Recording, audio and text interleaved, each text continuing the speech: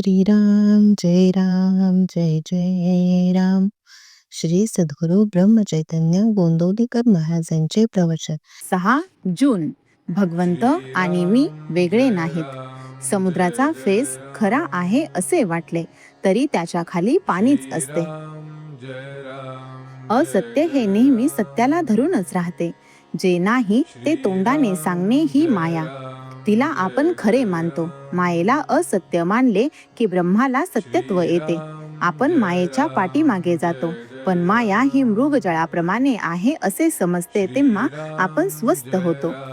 जन्माच्या वेळेस सोह म्हणत होता, नंतर कोह म्हणू लागला आणि शेवटी देहच मी म्हणू लागला. वास्तविक सूर्य आणि त्याचे किरण हे जसे वेगळे नाहीत, त्याचप्रमाणे भगवंत आणि मी वेगळे नाहीत. सत्य म्हणजे अखंड टिकणारे, ते म्हणजे परमात्मा स्वरूप होय. सच्चिदानंद स्वरूपाच्या ठिकाणी मन चिकटून राहणे यालाच अनुसंधान असे म्हणतात. भगवंता वाचून इतर सर्व म्हणजेच उपाधी होय. मला कळत नाही असे वाटणे ही परमार्थाची पहिली पायरी आहे.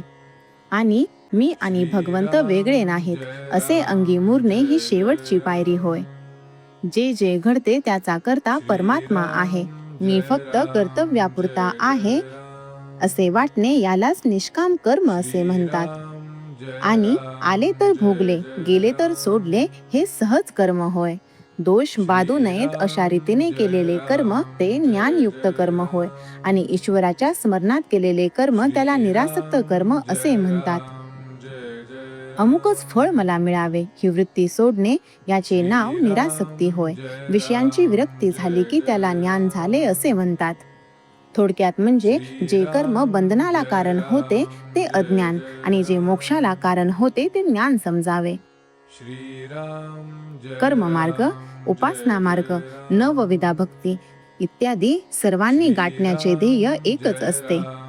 लग्नात ज्याप्रमाणे अमुक एक खर्च मी जास्त करीन, दुसरा कमी करीन असे माणूस म्हणतो, पण मुख्य कार्य हे की मुलीला नवरा गाठून देणे. त्याप्रमाणे भगवंताची भेट होणे हे मुख्य होय. आपली देहबुद्धी संतांच्या संगतीच्या आड येऊ देऊ नये. भगवंताच्या स्वरूप दर्शनाच्या आड माझ्या देहबुद्धीचा पर्वत येतो. सर्व साधनांचा उपयोग अभिमान नाहीसा करण्यासाठी असतो. नामस्मरणाने हे काम लवकर होते आणि म्हणूनच सर्व साधनांचे सार भगवंताचे नाम हेच आहे. ते आपण श्रद्धापूर्वक घ्यावे आणि भगवंताशी एकरूप व्हावे. आपण प्रयत्न करीत असताना भगवंत माझ्या पाठीशी आहे ही भावनाच आपल्याला उद्धरून नेईल याची खात्री बाळगा आणि भगवंताच्या नामात आनंदाने कालक्रमणा करा.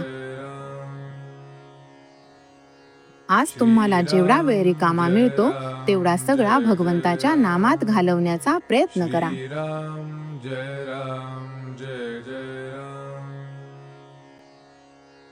श्रीराम जय राम जय जय राम. श्रीराम जय राम जय जय राम. श्रीराम जय राम जय जय राम. श्रीराम जय राम जय जय राम.